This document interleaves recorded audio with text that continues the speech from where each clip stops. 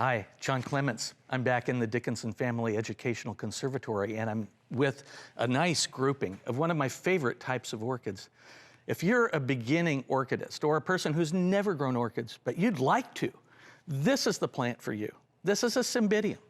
And Cymbidiums are terrestrial orchids. They also want really bright light. And so this is a plant which is great on a patio that gets eastern exposure, maybe morning sun, afternoon shade, or a place where you have dappled light. If you had shade cloth, if you grew this under 30% shade cloth, it would be happy as can be. Cymbidiums have a really long and wonderful history in Southern California. And it's one of the reasons Santa Barbara became one of the epicenters of orchid growing in the entire world.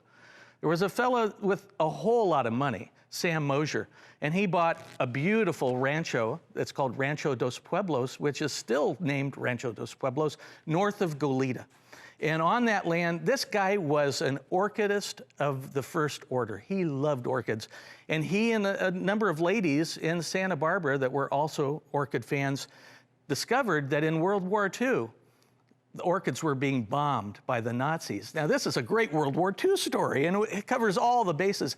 Well, when they were doing the Blitz in England, they would bomb greenhouses, and orchids were being lost.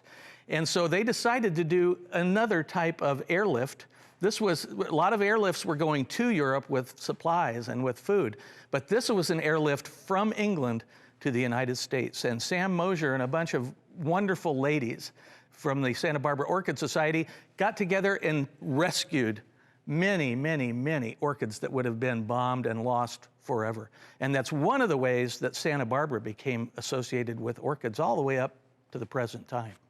But if you're looking for an orchid that is beautiful, easy to grow, grows outdoors, and occasionally even has a nice fragrance, this is unbeatable.